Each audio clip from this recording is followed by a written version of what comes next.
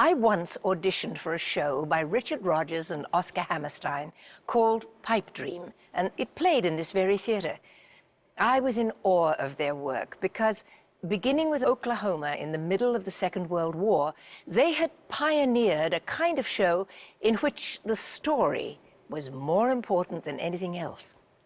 In the 1940s and 50s, dramatic stories were transformed into a wealth of Broadway classics, including the Lerner and Loewe musical that I took instead of Pipe Dream, My Fair Lady.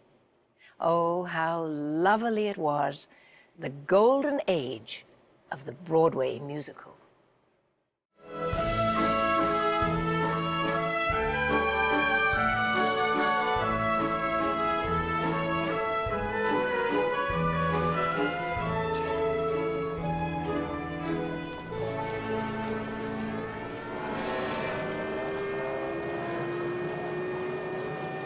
Throughout World War II, with the threat of enemy aircraft a constant fear, the lights of New York City were frequently turned off. Broadway, target #1 for pleasure seekers of the world. Oh, you can douse its glimmer for an hour. You can pull some switches and make it dark as pitch. But the lights are all there waiting, and they'll come on again as sure as shooting. Because this is Broadway. Because this is America.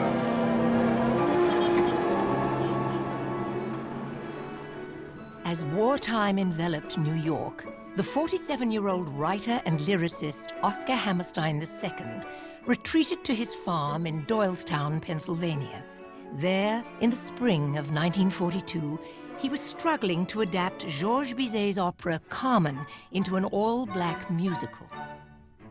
My grandfather was at a low point in his career. He was considered something of a has-been and a relic of an earlier time.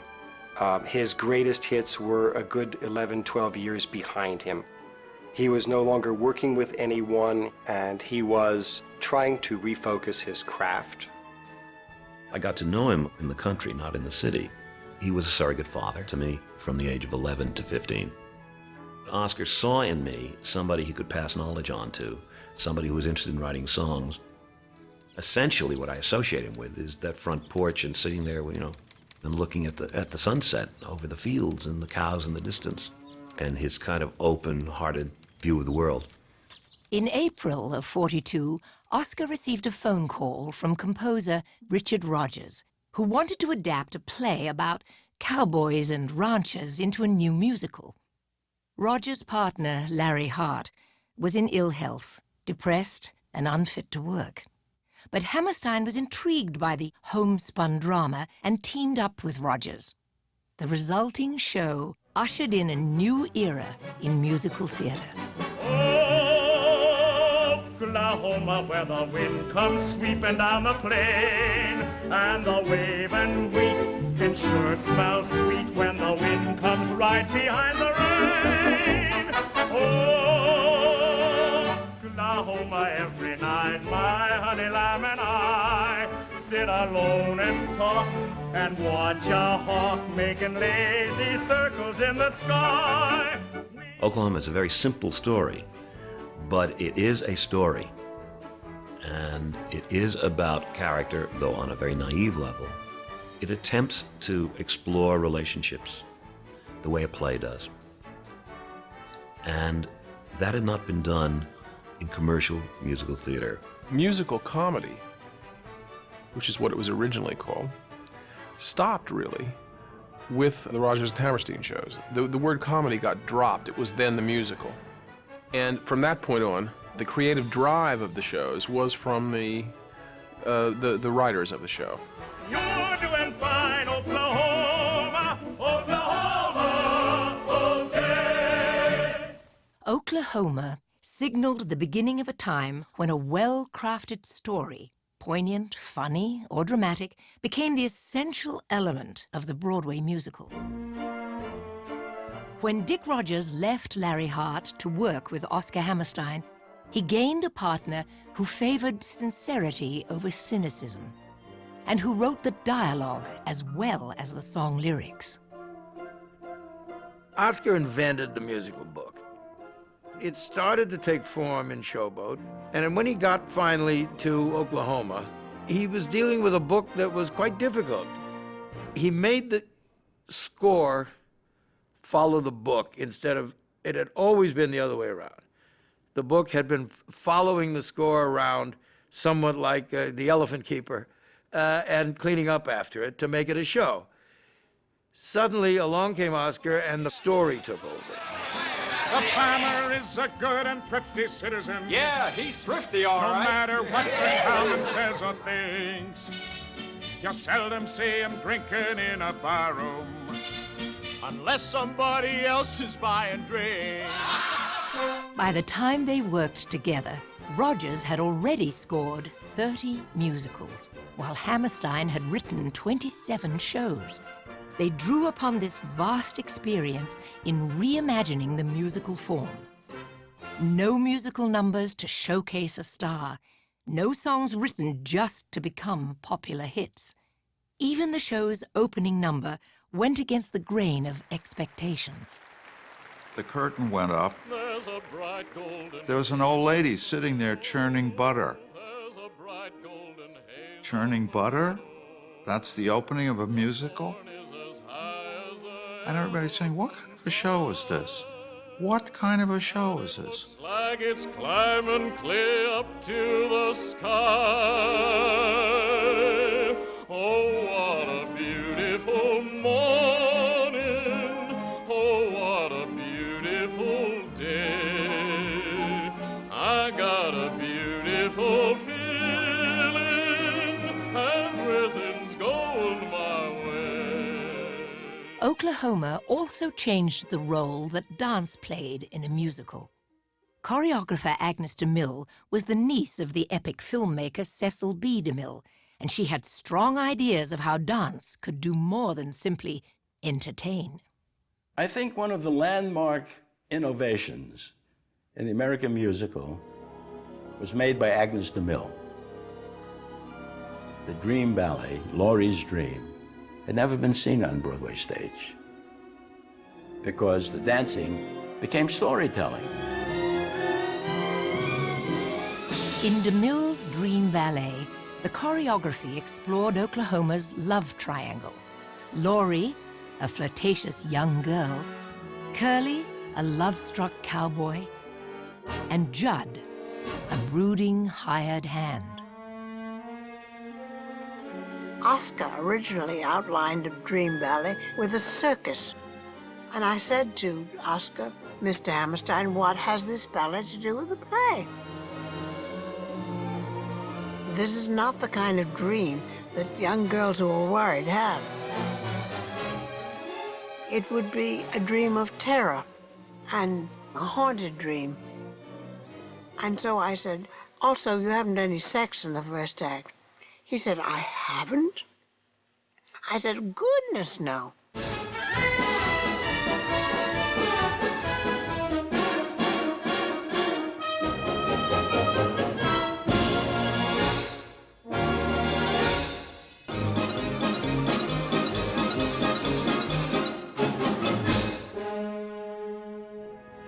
When Oklahoma opened at the St. James Theater, the United States had been at war for 16 months. With empty seats to fill, the cast offered free tickets to coax U.S. servicemen into the theater. The GI's emotional response to the show hinted at the enormous success that was to come. Everybody who came to that show, all the soldiers, went overseas for the duration. And I remember so well that triple row of uniforms at the back. The men watching this folksy show, happy, light, with the tears streaming down their cheeks because it symbolized home and what they were going to die for.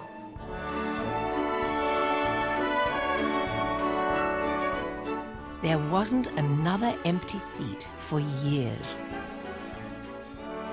Not only was Oklahoma the hottest ticket on Broadway, but it led to a best-selling cast album that brought the original performances into living rooms across the nation. And when we turn,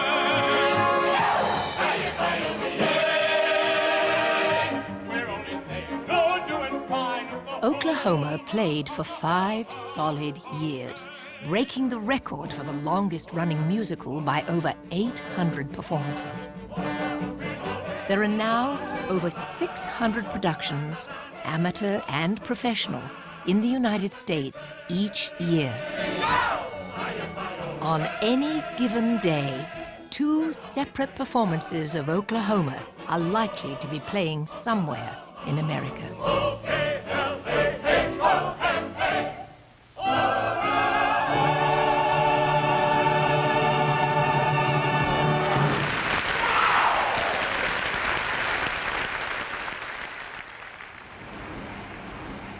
We've got one day here and not another minute to see the famous sights.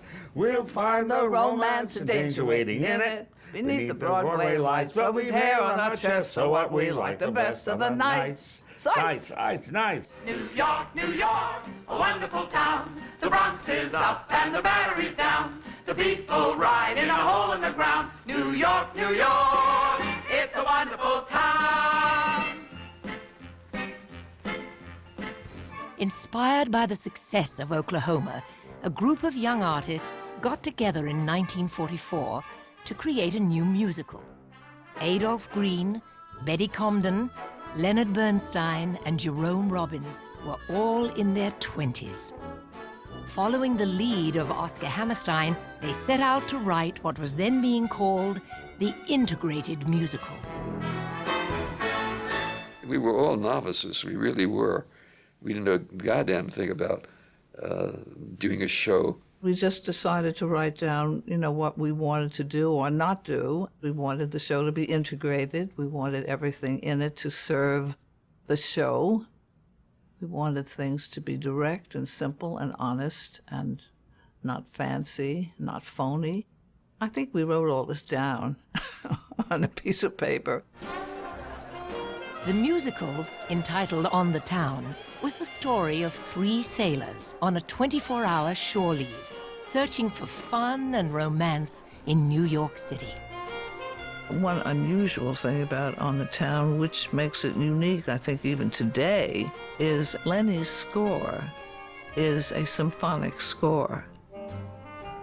The reason it hasn't happened again is that nobody could do it but Lenny. Bernstein was able to capture a kind of hyper-energized throb of the city, and he saw that the orchestra itself could be a major protagonist in the musical, and the dance sequences could have a kind of drive, a kind of danger that was very powerful. Jerome Robbins had first collaborated with Bernstein on the ballet Fancy Free. Choreographing a musical gave him the chance to mix ideas from his classical dance background with whimsical stories and comic situations. It was all very contemporary. The war was still on, the sailors were around, the life was right there on the streets for us to see. He was very funny. Jerry is one of the few choreographers who really had humor. And the vitality of New York and ordinary people like subway riders and sailors and not magic swans or enchanted princes, but, people.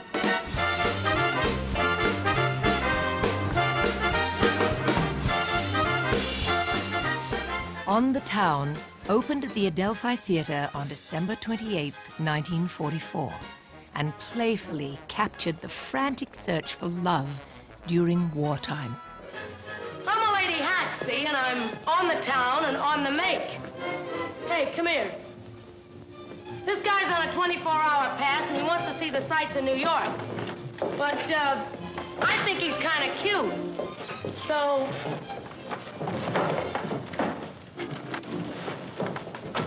Well, let's go up to my place. Oh, I'd like to, lady. What's really fascinating is the sense of power that the women in On the Town have. These women have sexual drives, are assertive, are in command, and that Laurie from Oklahoma was invented. And 1 year later, you have Hildy and Claire who are like, come here, I need a man. Let's go to to my place. Let's go to Cleopatra's Needle. Let's go to my place. Let's see Wanamaker's store. Let's go to my place. Go to Lindy's, go to Luchow's. Go to my place. Let's see Radio City and Herald Square. Let's go to my place. Go to Rubens. Go to my place. Go to Macy's. Go to my place. The Roxy. Go to my place. Royster, My place. Gimbel, My place. Flat-Eye, My place. Building. My place. My place. Along with the humorous escapades of its young lovers, On the Town vividly captured the spirit of a country at war with an uncertain future. Well, we were all in the middle of the war. My husband was in the Army, and it absolutely colored all our lives tremendously. And the pain of being separated was very tangible. Where has the time all gone to? Haven't done half the things we want to. Oh, well, we'll catch up some other time. There's so much more embracing still to be done, but time is racing. Oh, well, we'll catch up some other time. I did have the feeling of what a brief moment life and joy can be. The feeling of point and see that you cram as much as you can into the few hours you've got because you don't know whether you'll have any more. That hangs over the whole show.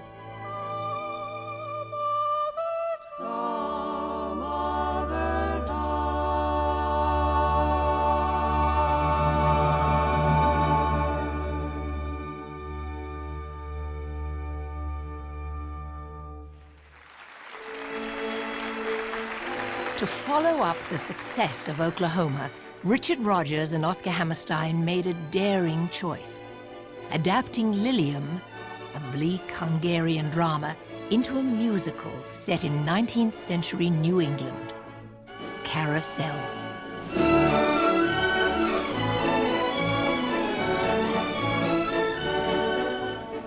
At the heart of the play was an intense but doomed love affair, not the kind of romance that typified Broadway musicals. Say, tell me something. Ain't you scared of me? I mean, that's what that cop said about my taking money from girls. I ain't scared. That's your name? Julie? Julie something? Julie Jordan. I don't think they questioned for a moment the advisability of doing something about a guy who was pretty rough on his wife and who committed suicide. Oklahoma gave them the confidence to say, this is a great story. People don't usually do stories like this in the musical theater, but let's do it.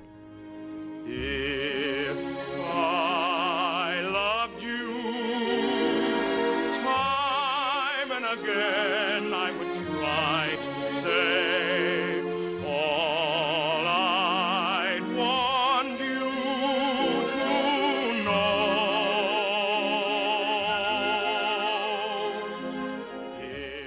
The ballad was one of the great centers of a musical, but the fact is that a ballad can't be sung until the characters know each other. You can't sing undying love to someone you just met. So Oscar invented the conditional ballad. The first one I know about was in Showboat, only make-believe. We're just make-believe we're in love. Then comes Oklahoma. People will say we're in love. We're not, but people will say we're in love. Then Carousel comes along, if I loved you. It's all in future. It's all in conditional. And so you could have a wonderful ballad in the first act. That was Oscar's invention and brilliance. If I loved you.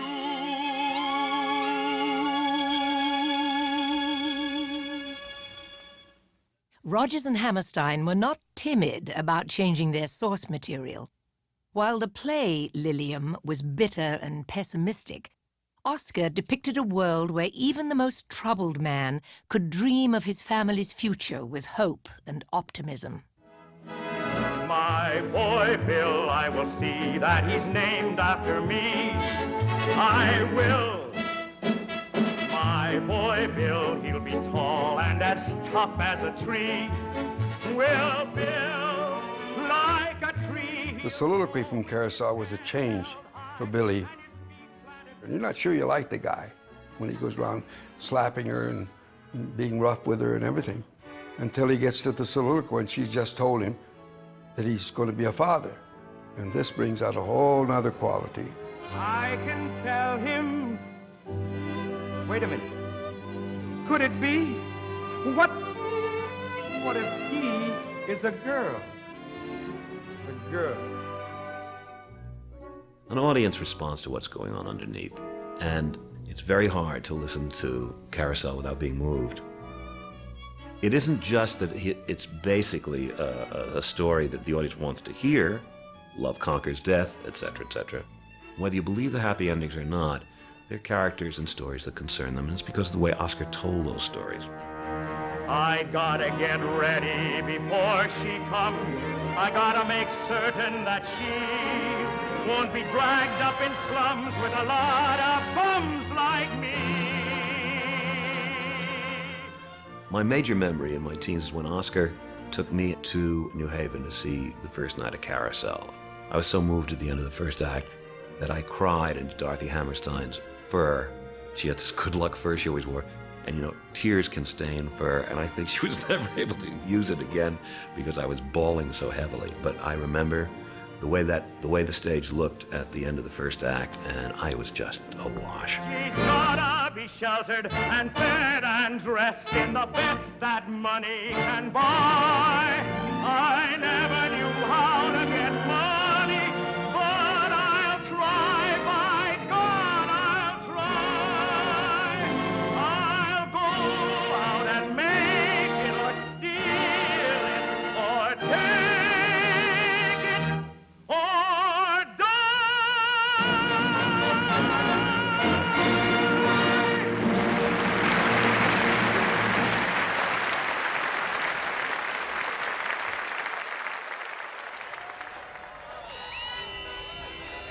Within 3 weeks of the opening of Carousel, the war in Europe was over. For a brief time in the 1940s, the picture of a more inclusive America was reflected on the Broadway stage in shows like Call Me Mister, St. Louis Woman, and Finian's Rainbow, which satirized race relations in the Deep South.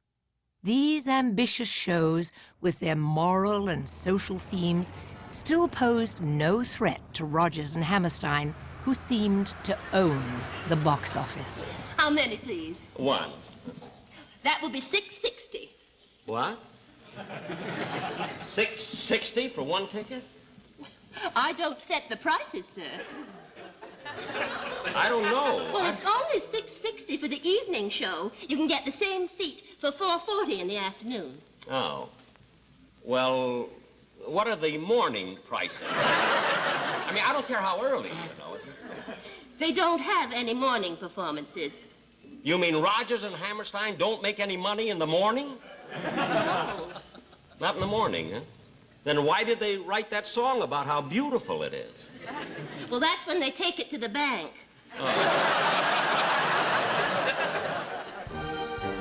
With half a century of experience between them, Rodgers and Hammerstein knew very well the business of show business. In order to control their own work and develop new properties, they became producers, knowledgeable, respected, and tough. Now everyone on Broadway felt the pressure to write a book musical. The idea for Annie Get Your Gun came from Dorothy Fields. She took the idea to Rodgers and Hammerstein, who were producing musicals, and all she had to say was, a musical about Annie Oakley, starring Ethel Merman. And Rodgers and Hammerstein said, we'll do it. To score the show, they ultimately turned to a man who wrote his first song in 1907, the incomparable Irving Berlin. Call me up some rainy afternoon. I'll arrange for a quiet little spoon.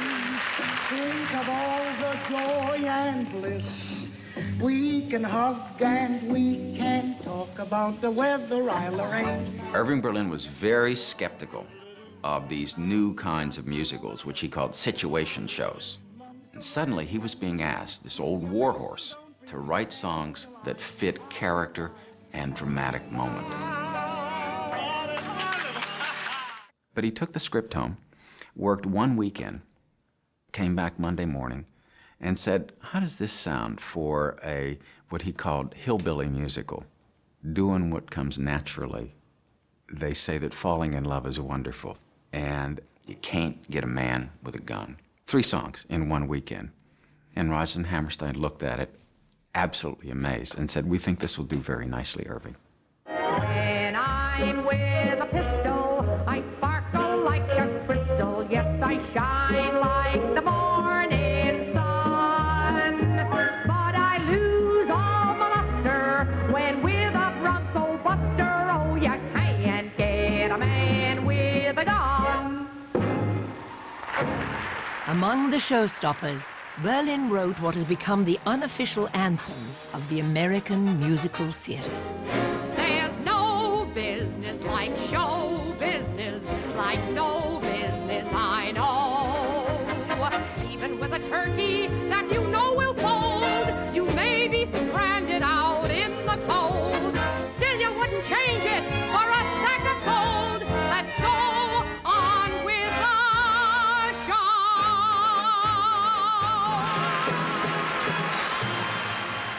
Annie Get Your Gun produced 8 hit songs, an unheard of number for a single show, but the score did little to advance the new book musical form. It was old-fashioned, the critics said. Yes, Berlin agreed, nothing but good old-fashioned hits.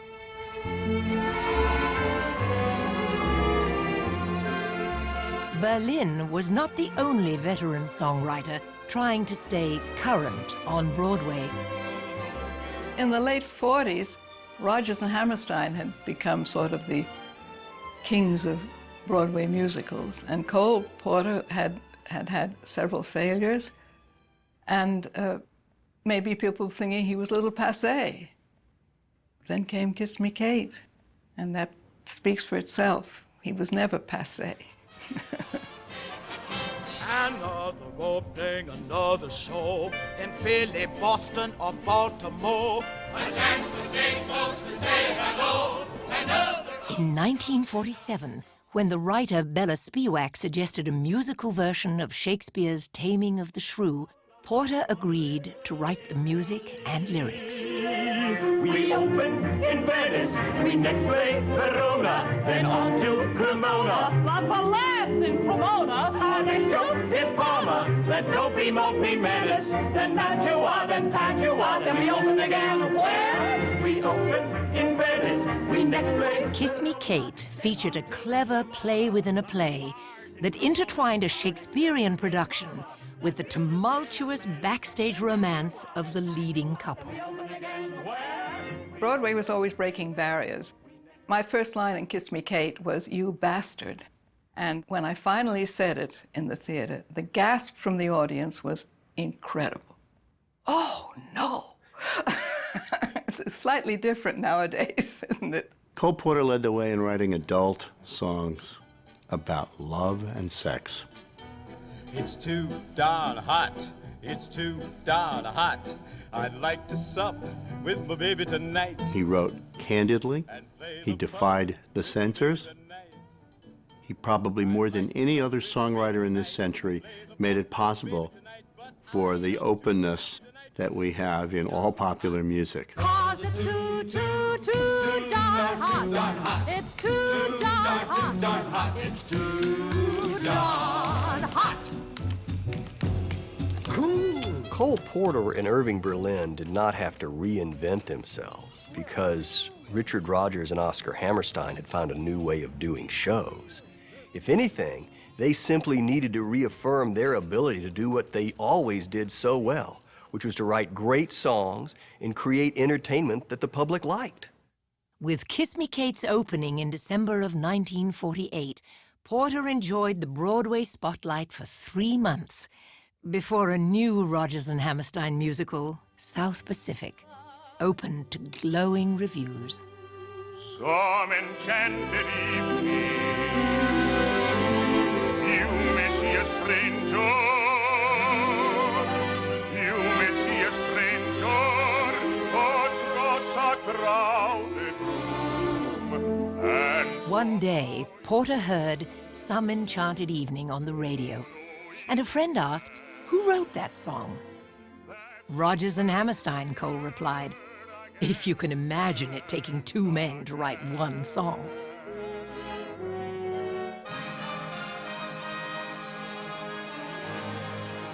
South Pacific was the show Rodgers and Hammerstein wrote that had to be a hit. They had written Oklahoma and Carousel, both of which were very, very successful. Then they wrote Allegro, and it was a kind of embarrassing failure. They needed their next show to be a hit, and South Pacific was that show. It hit a time in this country where there was still an emotional feeling about World War II.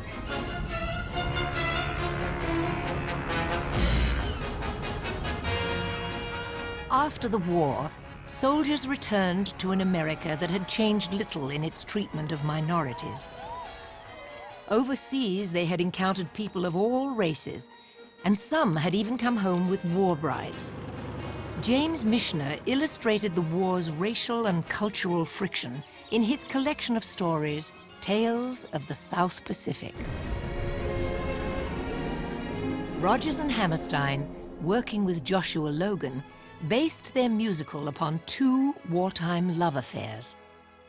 A lieutenant from Philadelphia meets a beautiful island girl, and a nurse from the segregated South falls in love with a middle-aged French planter. Rodgers and Hammerstein had just one actress in mind to play the nurse, Mary Martin.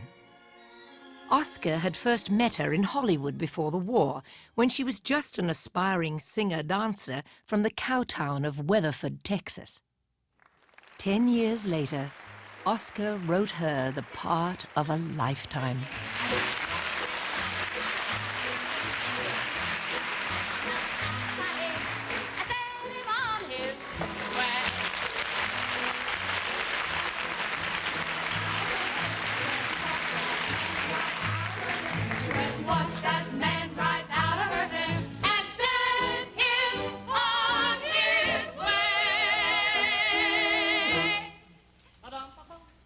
Though she loves the Frenchman, the nurse initially rejects him because he has fathered two mixed-race children.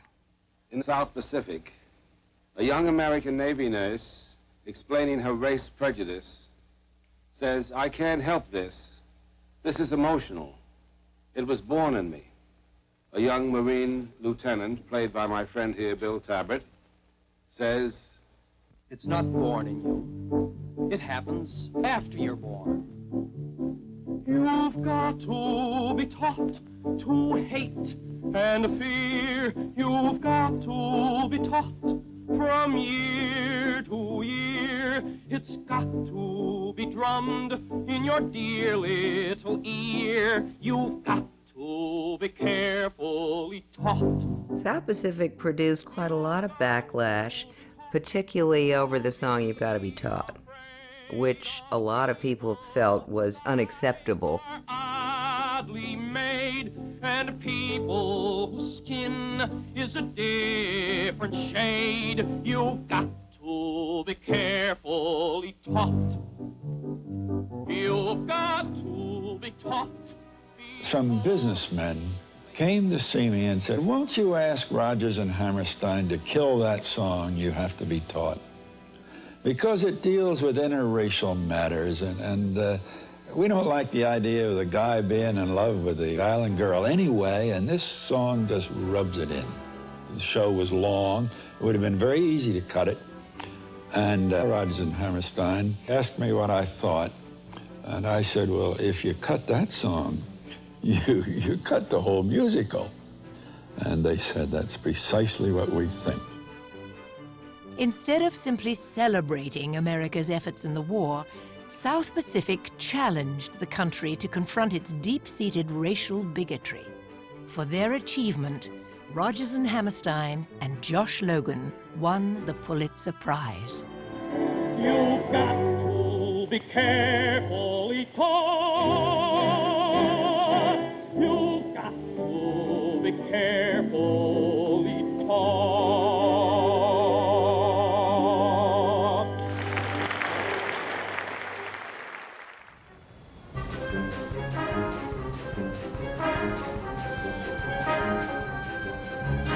Luck be a lady tonight. Luck be a lady tonight. Luck if you've ever been a lady to begin with. Luck be a lady tonight. The integrated musicals of Broadway almost always featured a gamble on love. And in 1950, the gamblers and gangsters of Damon Runyon's short stories found romance in the colorful world of Broadway itself. The show was Guys and Dolls. Luck be a lady.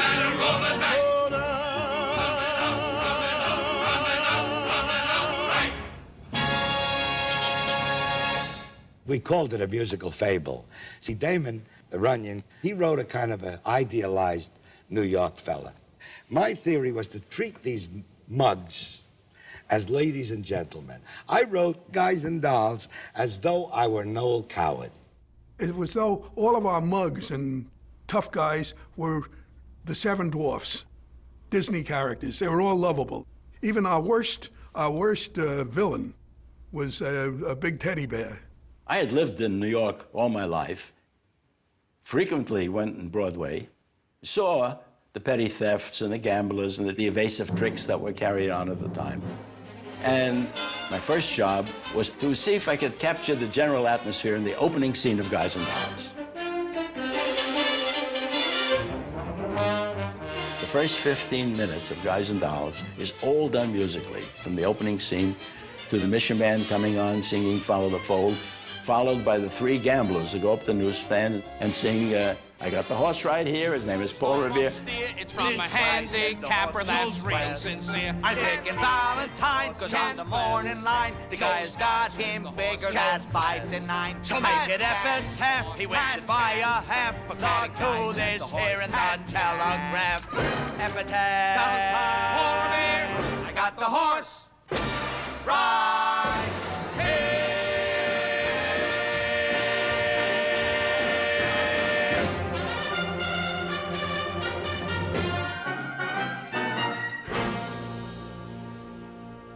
Guys and Dolls had one voice because all the voices who made it happen talked in that same way. They all went to the same high school in Brooklyn.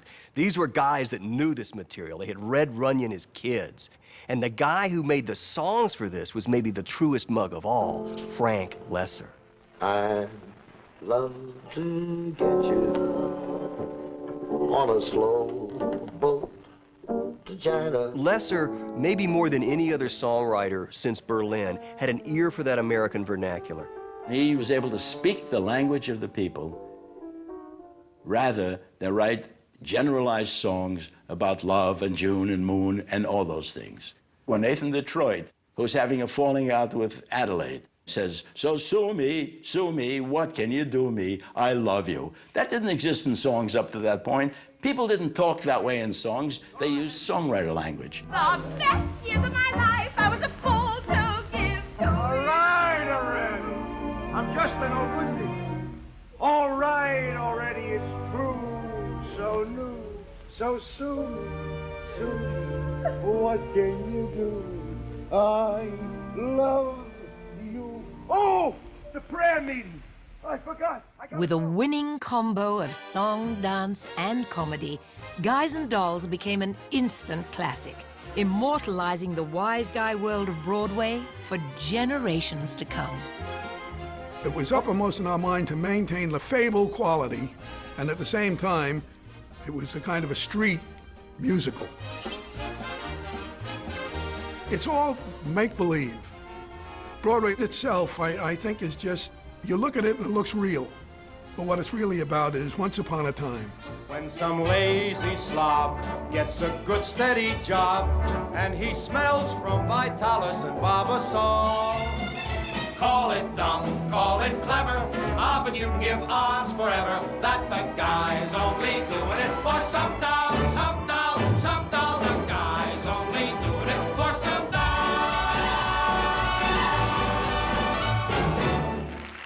Hi-ho, everybody, and welcome to On Broadway Tonight. Throughout the 1950s, the new medium of television raided Broadway talent for its programs, just as Hollywood had done 2 decades earlier. The prestige and sophistication of Broadway musicals was one of the top attractions for millions of eager television viewers. Rodgers and Hammerstein musicals were so popular that when General Foods presented a 90-minute tribute, the special preempted all the Sunday night programs and was broadcast on the 3 major networks simultaneously.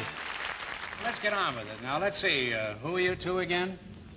Say, you're pretty famous. Every kid in the country knows you, Roy Rogers, huh? King of the Cowboys. Then this must be Trigger, huh? No, this is Hammerstein. Well, that's an odd name for a horse. But it was Ed Sullivan's Sunday night variety show that was the most important showcase for Broadway musicals. Rodgers and Hammerstein appeared on the very first broadcast, and in 1951, accompanied by Gertrude Lawrence, they visited the Ed Sullivan Theater at 1697 Broadway. You may be afraid, but you make believe you are. You may be afraid, but you make believe you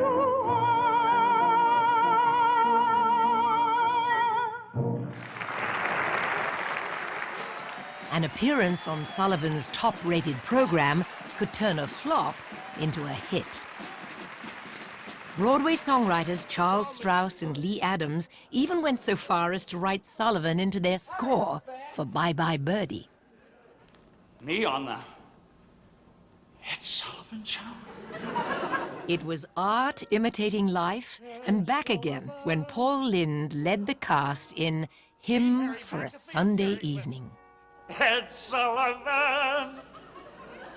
Ed Sullivan! Ed Sullivan!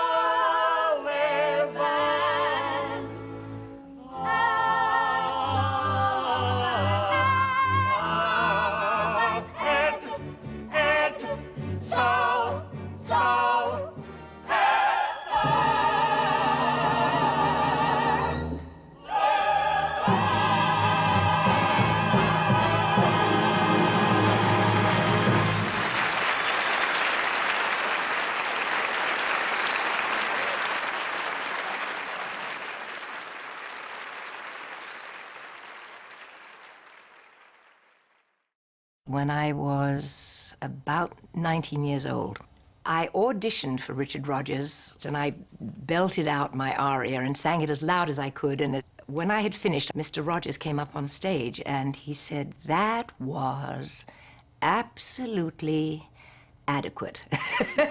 And I went, "Oh, really?" And he cracked up and said, "No, it was wonderful and thank you." And he asked me if I had been auditioning for anything else for the coming season. And I said, I have been speaking to Alan J. Lerner and Frederick Lowe for a musical that they're considering called My Fair Lady. And Rodgers thought about it for a moment and he said, if they ask you, you should do My Fair Lady. But if they don't ask you, we'd be very interested in using you. And of course, it was the best advice I could possibly have had. Back in 1942, about the same time that Rodgers and Hammerstein were embarking on Oklahoma, a 24-year-old New York City lyricist, Alan J. Lerner, teamed up with a 38-year-old Viennese composer named Frederick Lowe.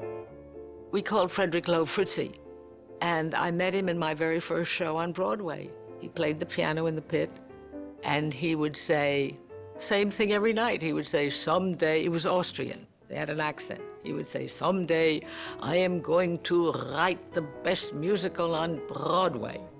Many, many years later, I'm standing backstage at the opening of My Fair Lady, and Fritzi came over to me and he whispered in my ear and he said, well, he said, I wrote the best musical on Broadway, and indeed he had. Lerner and Loewe spent years trying to turn a classic play, George Bernard Shaw's Pygmalion, into a musical. Oscar Hammerstein told Lerner it can't be done, admitting that he and Dick Rogers had worked on it for over a year before giving up. Pygmalion had no love story, a major problem for a Broadway show. The turning point for Lerner and Loewe came when they decided to follow the 1938 movie version. You see this creature with her curbstone English? Well, sir, in 3 months I could pass her off as a duchess at an ambassador's reception. No. Their lyrics and music would bring romance into the story of a poor flower girl named Eliza Doolittle. All I want is a room somewhere far away from the cold night air, with one enormous chair. Now, wouldn't it be lovely? Lots of chocolate for me to eat, lots of coal making lots of it, warm face, warm hands, warm feet. Now, wouldn't it be lovely? Oh, Selected to play Eliza's teacher, Henry Higgins, was Rex Harrison, a temperamental actor who had never sung on stage. I knew I was never going to be able to sing properly, so I got this man in, and I said, what the hell am I going to do with this? With these numbers? And he said, well, what about talking on pitch? From an average man am I. An average man am I, of no eccentric whim, who likes to live his life free of strife, doing whatever he thinks is best for him. Well, just an ordinary man. But there's a woman in your life. Stop! Take it out. I demand that be taken out. Take out what? That ya-ta-ta-ta-ta-ta. It's so loud. How do I know where to sing? You'll get used to it, right? I will never get used to it. You know, you rehearse with the piano, and then you hear the orchestra, and instead of hearing da-da-da-dee-da-dum, da-da-da-dee-da-dum, you hear diddle-diddle-diddle-diddle, boom-boom-boom, diddle-diddle-diddle-diddle, boom-boom-boom, and you don't know where you are. This happens to many people, including a good singer. Well, Rex panicked. We have to come to some understanding about this, you know, otherwise the curtain will not go up tomorrow night. Rex Harrison's stage jitters and the inexperience of the leading lady were swept aside by director Moss Hart, and when My Fair Lady opened in March 1956, it was immediately hailed as a landmark of the American musical. I could have danced all night, I could have danced all night, and still have begged for more. I could have spread my wings and done 1,000 things I'd never done before. I'll never know. Certainly one of the great opening nights was My Fair Lady, a classical breakthrough because it had intellectual content. I knew perfectly well I was seeing something greater of its kind than I'd ever seen before. Julie Andrews at 18 or whatever, coming back into the library, you know, exquisitely dressed and singing, I could have danced all night, I could have danced all night. Oh, that was tremendous. I could have danced, danced,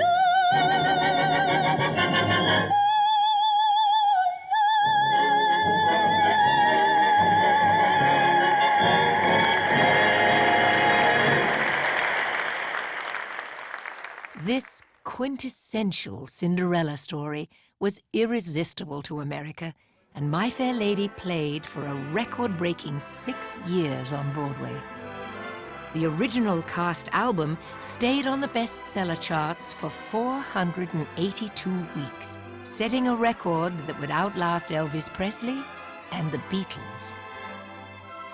The whole point about the musical is selling America, showing America its dream come true. Stories about where someone starts at a disadvantage and through a combination of goodness, forbearance, and luck, triumphs. It's the triumph of self. It's the dream. That's what America is, and Broadway is always telling that story.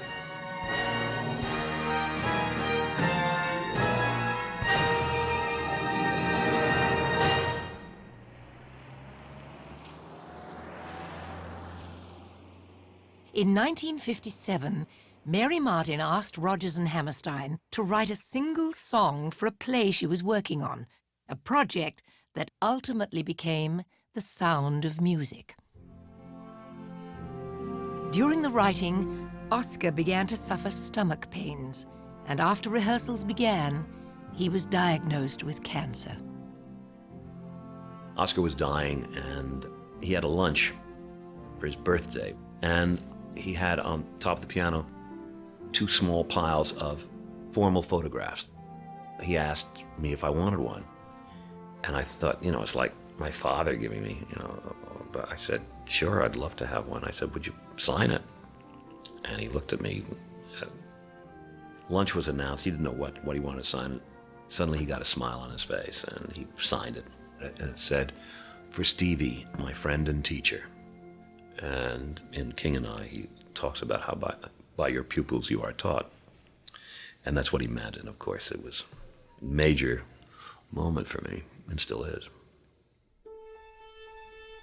Hammerstein's lyrics for The Sound of Music offered new beginnings and the discovery of love in unexpected places. Its unwavering optimism was a fitting final statement of Oscar's philosophy of hope. The hills are alive with the sound of music, with songs they have sung for 1,000 years. To many critics, The Sound of Music seemed hopelessly outdated, an operetta without innovation or modern sensibilities. But audiences loved it, and the feature film was a blockbuster, reinvigorating the classic big-screen musical. Wants to beat like the wings of the birds that rise from the lake to the trees. My heart wants to sigh like a chime that flies from a church on a breeze. But during the show's tryout in 1959, the uplifting story was tempered by Hammerstein's failing health.